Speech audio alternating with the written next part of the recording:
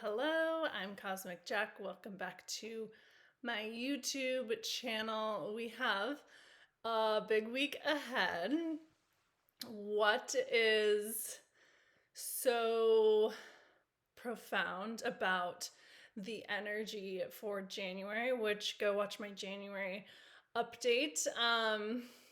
It feels like 7th century since I recorded that, but I think it was like 5 days ago.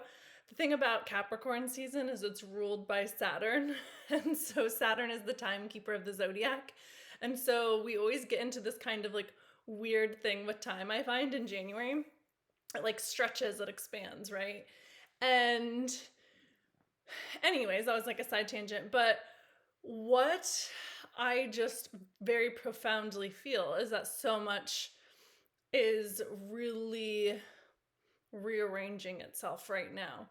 And what is so important about January is that Neptune is at the last degree of Pisces all month until the 26th. And it has just been at a standstill here basically for the last month, and it will be for like another month.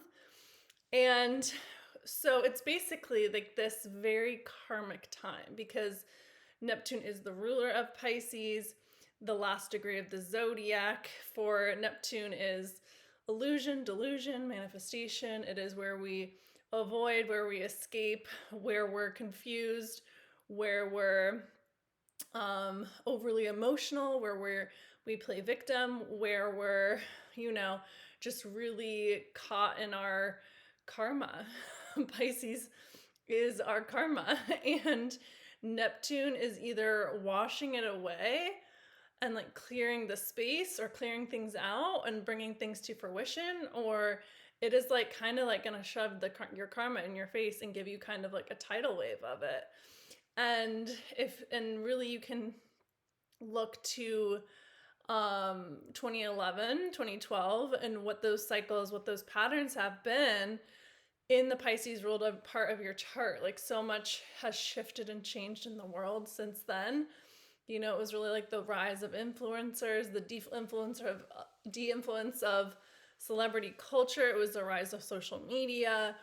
And really like society we started like pedestaling and like de-pedestaling things, and spirituality became mainstream and all of these sorts of things. And so there's so much kind of karmic ending right now.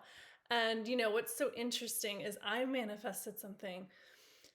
I'm going back to Miami, and it wasn't really even on my radar, but the universe just delivered me a gift because I asked for one. And I'm going to be spending like a month, maybe longer, in Miami. And I'm like, immediately, I'm like, well, this coincides with Neptune and Saturn leaving Pisces. There's obviously some sort of karma I have to go clear there, right? And maybe it's pulling me back for like, because there's a gift waiting for me there, right? Like maybe it's pulling me back there to clear the past, like maybe all of the above, right? And that is kind of the exciting part of just the earthly experience, and just trusting where you are guided and where you are led. And that is really what the North Node in Pisces is all about, which we have been learning for the last year with the North Node in Pisces, because the North Node entered Pisces last January. And Pisces is, it is the most magical and powerful sign when it is aligned and when it is embodied. And so many Pisces people I know are such strong manifestors, but I also know that they are like the most self-saboteurs, right? Also at the same time. And so that's why Pisces can be really confusing and hard to define, because that is the nature of Pisces energy. But in its essential, in its purest form, it really is about trusting in the unknown and having certainty and a connection and a higher power. And when you can trust that you are always being guided to your manifestations, that you are always being guided to what you want, and trust that like God will collide you.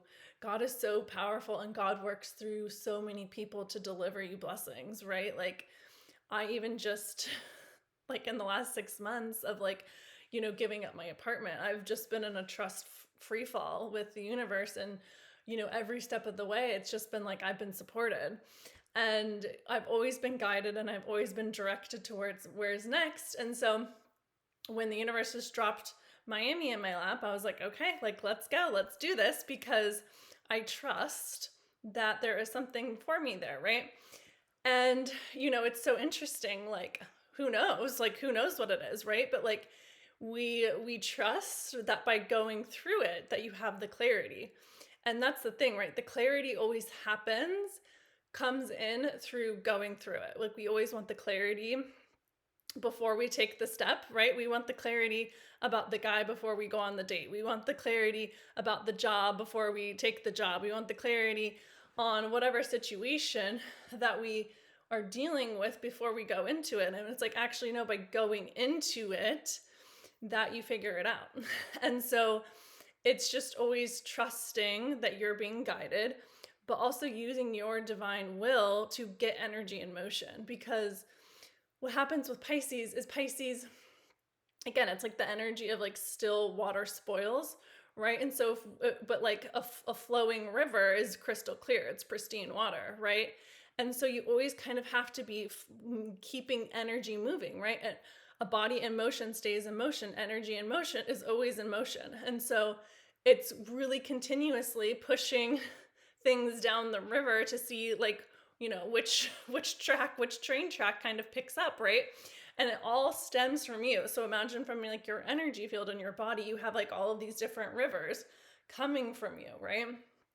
And so it's like you want to make your energetic field so pristine and pure, because then whatever you create, whatever your intention is, whatever you're drawn to, whatever you take action on is from this pure place.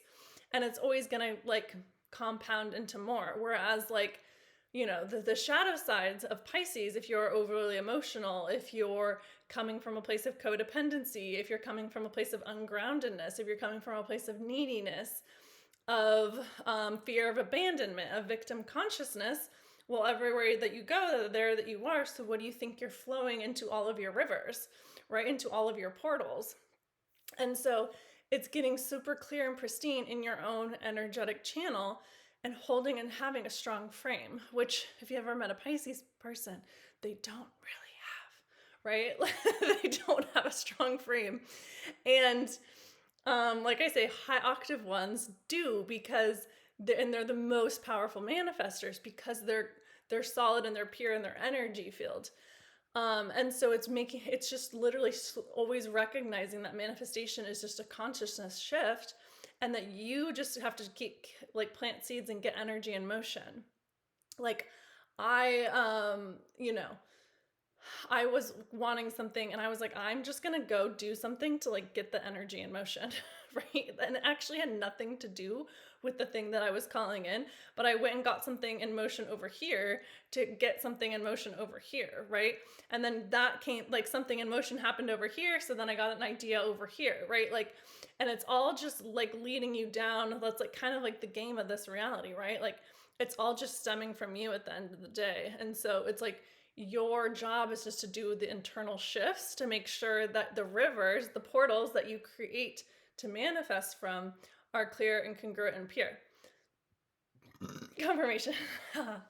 And so everything this January, it's like, can you just get your energy field in your body and your nervous system so pure? Because one of the things that I've realized, and one of the reasons why I realized I was kicked out of Miami, not really, but like I was guided out of Miami, was because I had to get out of the jar, right? And I see looking back that I had to leave Miami to get out of the jar. And, you can't read the outside of the jar when you're inside the jar. And so the jar is really your nervous system, right? It really is your consciousness. And that's why when you're talking about manifestation or breaking free and through your glass ceilings, it's like, because you haven't gone outside of your own jar, right? So if you want change, let's say you're being I was going to say professionally single, perpetually single, and you're calling in the love of your life and your partner, you probably have to change your jar, right? Because the jar that you're in isn't working. It's keeping you in a protective pattern, and it's keeping you in a holding pattern, and it's keeping you from change, right? And that change and that protective, that holding pattern, that jar is your nervous system. It is your consciousness. And so you have to like trust that if you're guided to go to Timbuktu, that it's gonna put you into a new jar to actually like manifest the level of your life that you want, right? Your soulmate, are you like connected to your soul in your own jar, or are you in a jar like conditioned to your past relationship patterns? Because if you're in a jar that's conditioned to your past relationship patterns, then you're not actually going to meet your soulmate, because you're in wounded patterning, and you're disconnected from your soul, and you're disconnected to your heart, and you want a soulmate, then you got to go be in your jar that's connected to your soul and connected to your heart. And so it really is like just recognizing that, like shifting your consciousness and taking responsibility for your energy and breaking the patterns from a very like somatic nervous system place is the thing that's going to bring you everything that you want. And it's like the universe is like, you're stuck in this jar that is full of your past beliefs and emotions and feelings, when if you just came and got in this other jar over here, you would have everything that you want. But you keep projecting in your movie from this consciousness, from this jar, from this pattern, from this limitation, when if you really just like literally broke out of that jar, you smashed the jar in the ground, then you could climb out of the jar and see that that wasn't the jar creating what you wanted. And so it's really just taking radical responsibility for like your energy fields and your emotions and your output and your frequency. Like we're living in a frequency forward future. And it's like, are you continuously speaking from the jar of your past or are you speaking from the jar of your future? Because both of them hold the same energetic weight. It's just which one are you projecting onto your screen, onto your movie that is your reality. And so, you know, and two, from like a brain perspective, like our brain is always looking for what's familiar. And so, you know, your nervous system fires like if you're dysregulated, if going into the new jar is dysregulating, then it's going to trigger these thought patterns convincing you to go back to your other jar where it feels safe, because what feels safe is familiar. It's like, okay, well, the jar that sunshine is over here, but all of you've ever experienced is rain. You're going to be like, oh my God, it's so bright. Like the sun, it's so bright over here, right? And so it's like, you know, it's like your body's adjusting to a new climate. Like I'm in Arizona, like my skin is so freaking dry here, right? My hair, like it's just like growing like a freaking weed.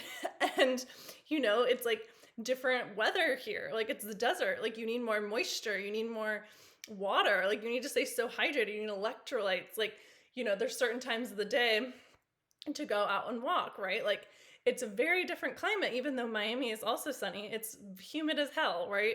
My skin, my hair, very different in both places. And it's like, that's like a very vain, like, you know, surface level example, but it's like your body has to acclimate to the new jar. And so when I was in Seattle, like Seattle, very different climate, right? Like very different climate. And so it's like, can you break free of your jar into what you want? And so much of what's happening now is supporting you and getting everything that you want. And so it really is important to get yourself support to break free of your jar, because so many people don't even realize they're living inside of a jar. Like I would say like 95% of people have no idea that they're living inside of the jar. They're still living in the same identity and the reality that was built and constructed from them to survive from. And so that's why deconstructing your identity and working with your nervous system is so powerful, because it just breaks you free out of your jar. And you're like, oh, okay, like I see, I just have to go pick up and move this like pattern and this belief over here. And the thing that really, like, you know, it's funny because this manifestation came through last night, right? And I was just like allowing it in, and I was just like, oh, this feels so good. This feels so supportive, right? And what happens when you expand your capacity is there's a gap, right? So if you think about it, like if you're going to go from JV to varsity, right? Your JV basketball team, I was the star player on my JV basketball team, right? You then go on varsity, you might be the worst player on varsity, right? And so people then perceive, or like, you know, if you're in a why am I even forgetting like the name of if you go from a grande to a venti, like there's gonna be a gap, there's gonna be more space when you go, as soon as you go to the venti cup, right? Like there's gonna be space. So that's why when you expand, you can feel lack, right? Because you're like, wow, I was good before, but now I'm bad. Or you're like, I felt full, but now I feel emptiness. And it's because you expanded, right? And that's what like energetic tests really are. It's like you actually expanded, but you have to expand your capacity in all ways, right? Like the balloon boat blows up in all ways. And so people don't necessarily understand when they're navigating that lack. It's actually a good sign because it means that you expanded your jar. Confirmation, right? And so, confirmation. And so, that lack that I was experiencing this morning when I woke up after, you know, I had like the best night ever. Like I literally had the best night ever.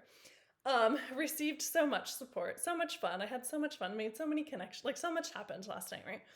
And then this morning I woke up and I was just like, felt like almost like an emotional, like magical hangover, right? And I knew I wanted to come on and record this all day. And I was like, Jacqueline, you are not recording this from this energetic state, right? So what did I do? I put on a meditation because I know everything is just an internal shift, right? I went and put on a meditation. I went for a walk. As soon as the sun hit my skin, I just felt like enveloped by the sun. Like I felt like the sun was like literally hugging my body. And I felt so just supported in that moment. And I was like, you know, very like meditating. And I was like, it was like a really good meditation. It was Aaron Doherty or something. Maybe I'll link it below.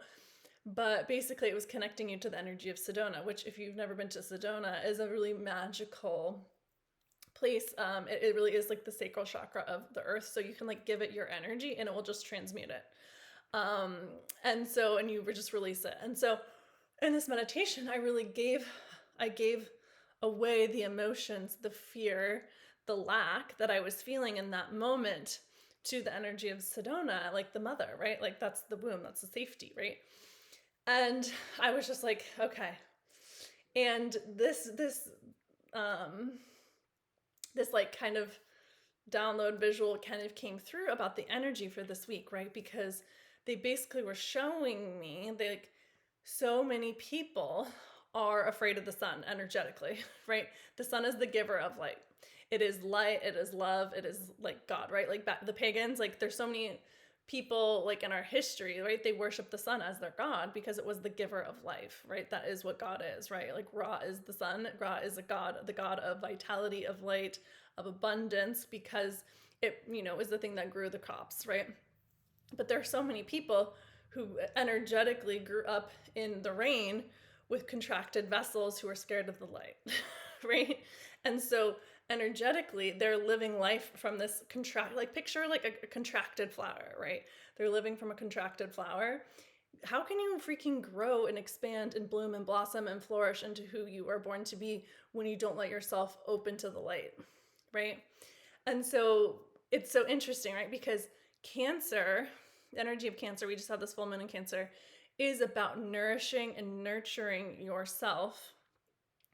And it really is about like the support, the emotional love, tender love and care and support and the nourishment and the nurturement. Like if you're watering a plant and you're tending to a plant or you're tending to a child or you're tending to a baby or a dog or whatever it is, or your inner child, because Cancer represents your inner child, then they can properly grow and bloom and blossom into who they're born to be. So like if you're tending to the garden and everything in the garden is like blooming, right?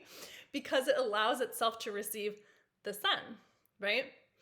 And so really the only difference, because the sun is always shining, like it doesn't matter if you're close to the sun or if you're open to the sun is always there. And so they're basically like, the only difference between the people who have what they want and the people who don't have what they want is a contracted vessel, right? Because they're living from that identity in that jar and still seeing things, not like they're going through their life with sunglasses and sunscreen on, right? And like really blinded in a hoodie and like, you know, a winter coat, like shielding themselves from the sun, like energetically, right? They're like hiding from the sun.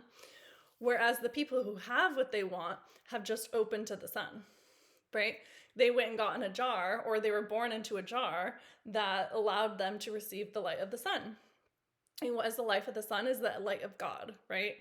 And so God is constantly shining your blessings on you. Like God is literally 24/7, like pummeling you with light. The sun is always there. And so you just have to go get into the jar that allows you to receive the light. And so the light really is in this example is Capricorn, because Capricorn rules your 10th house, right?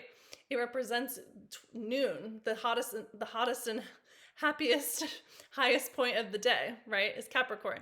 It's noon on your chart, right? It is the thing that you're always reaching towards. And so when you have a solid foundation with that Cancer energy, with your inner child, then you are free to grow, bloom, and blossom into your own sunshine, right? And when you are your own sunshine, then you're actually acting from a place of God as the creator, because you're just giving your light. You're sharing your light. You're not coming from a place of lack. You're coming from a place of an open heart and abundance. And I have all these resources, and here we are. My light will shine everyone else's light, right? Like one person living in their light from their heart literally can awaken like 56,000 people or something. Like it's that powerful, right? Or can at least counterbalance like 56,000 people like not living from their heart. And so that is really the journey. And so when you can open your heart, right? Because Cancer is your inner heart. It is the love you give and receive. And so many too, I see this a lot with like women, like successful women. They're like, so like they're single for a long time, like calling myself out here, but like they're single for a long time, but it's because their heart is closed, right? And it's like, you're literally like, and they like, they're like the kind of person that like shuns off men, right? They're like, no man. And I'm like, well, what if your dream man came along? Were you going to shun him? And they're like, no. And I'm like, well, then it's not really about the man. It's the projection that you have from your contracted shell in your jar that has you attracting the kind of men that you don't want. So you think that you don't want it, but really if you broke out of that jar and you got into another jar, the man, the love of your life, your soulmate, is right there, shining his light, right? But so many people are unwilling to do the work to get into another jar. And that's like that's really what identity hopping is. It's just like going from one jar to the other jar. And it's like going from a jar that's like rainy into a jar that's sunshine, right? The sun is always shining. And that, you know, that's not to say that like there aren't going to be periods of darkness, right? Because we experience the contrast here on Earth. But it's like recognizing just because it's what you want isn't there in that moment doesn't mean it's not there, right? The sun is always shining, right? It's like that whole thing of like, well, if there's something like the only thing that you can't have in a universe that is a full universe is lack, because lack is the only thing that you can't put to the mirror. And so if you are experiencing the lack and the contrast, it's just because you haven't opened to the light. And so really, I feel like this week and this month is really cracking you open to your light and really opening your heart. And we have all of this Capricorn energy getting rebirthed in the heart of the sun. So the sun is shining. Venus is going to cross the sun. Mars is going to cross the sun. Mercury will cross the sun. The moon will cross the sun. And what's so interesting is all of this Capricorn energy will also oppose Jupiter and Cancer and square Chiron and Aries. And so what this means is like big identity shifts, big heart expansion, big heart opening. And literally, I always just like, it's actually so simple. Like you literally just have to come into your body and open your heart, and like everything that you want is right there. And it really is that simple. And, you know, you don't have to like really overthink, you know, the healing work or go keep diving into your past and like unpacking things. It's like you actually just have to get into a new jar. And so like, what would that look like for you to just operate from a new jar, you know? if you're in a jar that's full of love and abundance, like probably your behaviors and your actions are going to be different than the jar that you're in. And it really is a profound month, a profound, I want to say like 2 months, because everything is just really really faded. I would say honestly through like probably April, because we also then have Mercury retrograde that will cross back and forth over the node, over the North Node in Pisces. So we have Neptune exiting Pisces, Saturn exiting Pisces. Then we'll have a Mercury retrograde at the North Node of Pisces. And so like big kind of faded life pivots and decisions are being made in the next few months. And like when I say like things come April are going to be so different. March really too, but March is like another kind of big like recalibration energy. We have an eclipse. We also have the craziest eclipse I've ever seen in February. We have the Saturn-Neptune conjunction February 20th. February 17th is when the year of the fire horse starts. So like all of this momentum is going to be picking up starting like end of February. And so really just enjoy this Capricorn season, preparing your body, shifting your identity, and getting your ass into a new jar so that you can literally just create your own luck, create your own magical existence, and really get serious about the jar that you want to be living in, the woman that you want to be, and do what is required so that you are supported in this actualization of your future self. So if you want to get out of your jar, smash your current glass ceiling, and get everything that you want in your new identity, in your new life, in your new reality, definitely jump inside my 60-day glow up, because that's the exact work that we're going to be doing there. Really opening and expanding your heart so that you can have a full head to toe glow up, because the vitality, the feeling, the love, the joy, and that's going to translate on from the inside out is really a reflection of you coming into your heart and opening and living from your heart and living from love. Because when you live from love, like life just literally gets to be so fun and magical, and literally opportunities just get dropped in your lap that you weren't even looking for, but you're attuned to magic and miracles, so the blessings find you. And God will literally move mountains when you are aligned to make what you want happen. And so again, like take responsibility for your energy field, the portals and the rivers that you're creating. Get serious about which jar you're creating from. And really just take life by the reins and guide the ship. So jump inside the 60-day glow up. It's really we're working with the astrology and your natal birth chart to align you, so that come end of February, you can go full speed ahead and really be a powerful wielder of your own light and really create a magical existence. And you can also book a one-on-one reading this week. Get your 2026 reading. I highly recommend it because we have all of the outer planets except for Pluto shifting. We have the nodes shifting. We have Chiron shifting this year. So literally so much energy is just going to move forward. And it's like, you move, or the universe is going to move you, right? So like take power and control over the direction and learn to work with it and navigate it, which is exactly what I do inside my sessions, so that you can be really grounded and centered in yourself as you navigate the year ahead. So my sessions are the bomb. I love them. I love connecting with you. So if you are called, definitely, I'll post the link below. Definitely book in, and all of my love. Enjoy the energy this week. Bye guys.